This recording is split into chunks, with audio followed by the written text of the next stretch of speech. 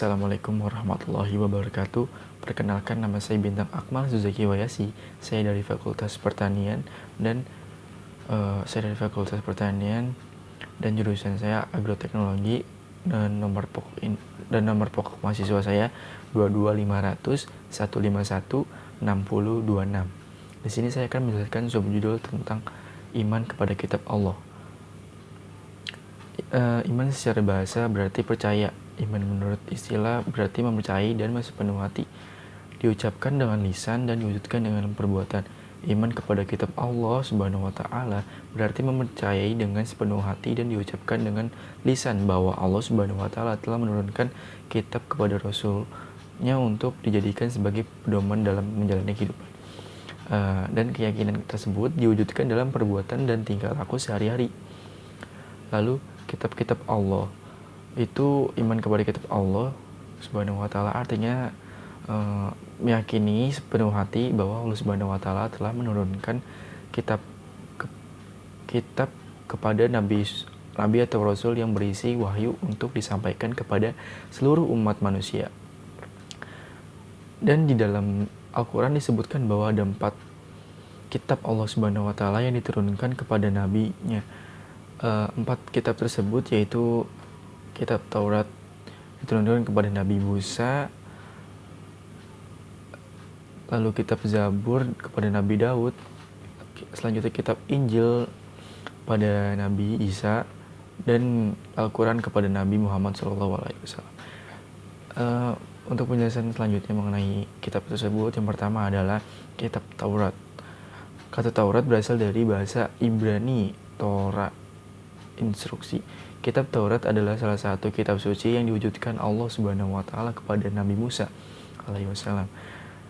Kitab Taurat menjadi petunjuk dan bimbingan bagi Bani Israel. Yang kedua adalah Zabur. Kitab Zabur. Kata Zabur itu bentuknya jamak atau zubur, berasal dari Zabara Yazburu, Zabr, yang berarti menulis. Makna aslinya adalah kitab yang tertulis. Zabur dalam bahasa Arab dikenal dengan sebutan Mazmur atau jamaknya Mazzamir. Dalam bahasa Ibrani disebut Mizmar, yaitu nyanyian rohani yang dianggap suci. Sebagian ulama menyebutnya Mazmur, yaitu salah satu kitab suci yang diturunkan sebelum Al-Quran atau selain Taurat dan Injil. Dalam bahasa Ibrani, istilah Zabur berasal dari kata Zimra yang berarti lagu atau musik.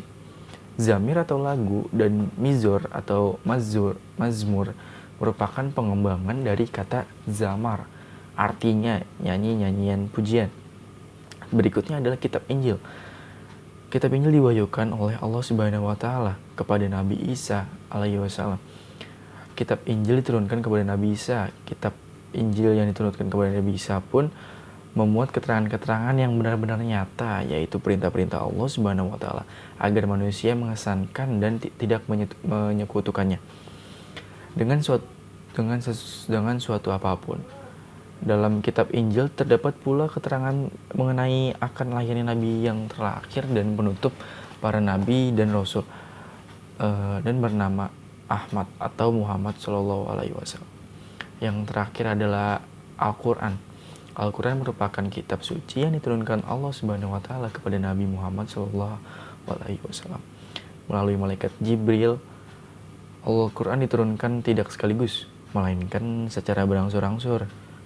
Dan Al-Quran juga diturunkan selama kurang lebih dari 23 tahun, tepatnya 22 tahun 2 bulan 22 hari.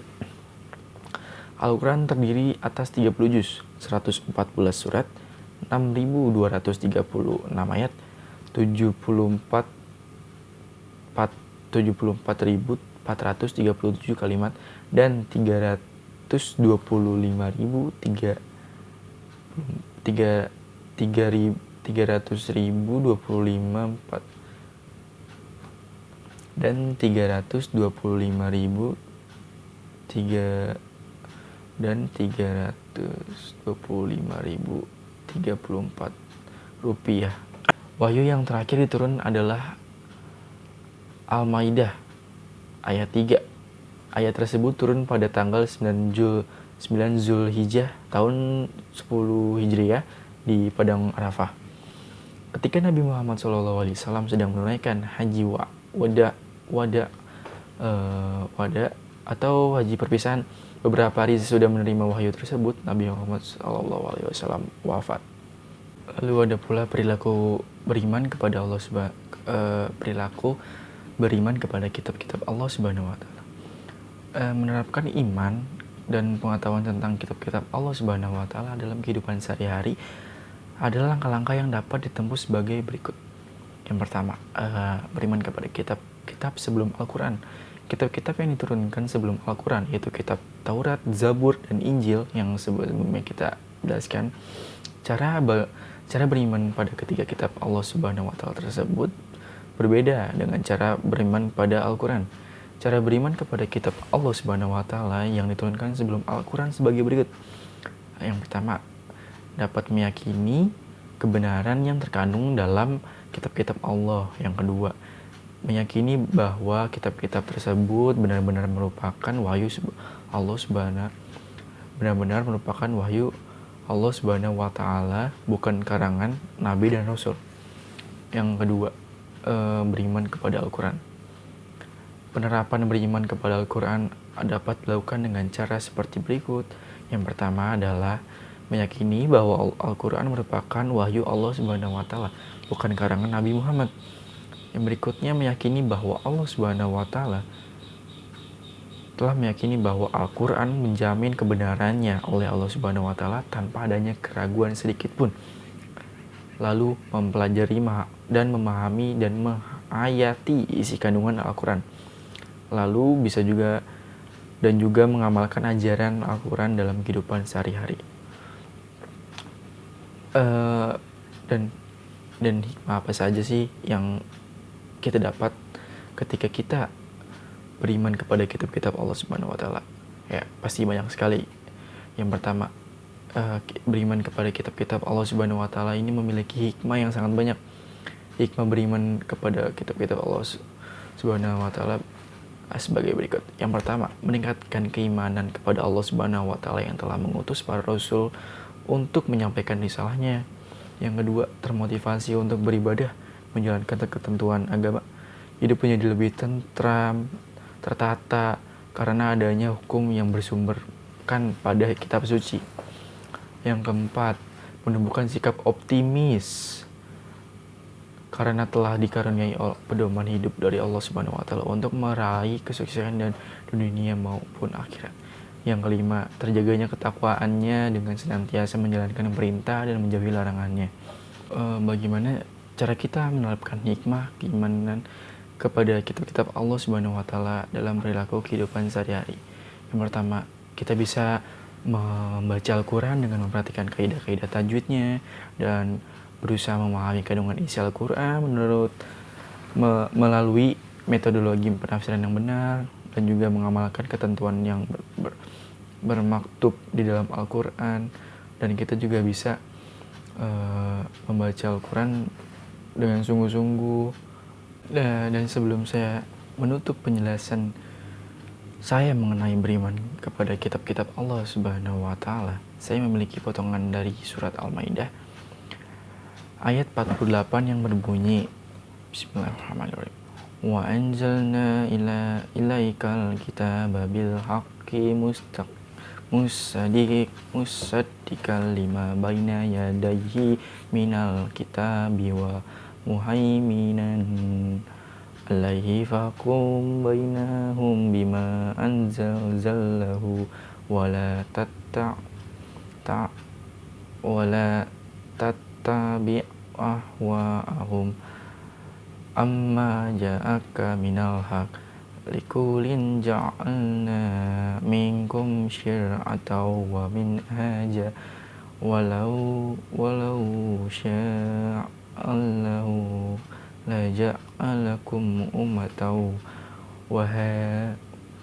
wahidatan walakin liyabluwakum fima atakum fastabiqul khairat illallahi marji'ukum jami'an fayanubi fayunabbi ukum bima kuntum fihi takhtalifun.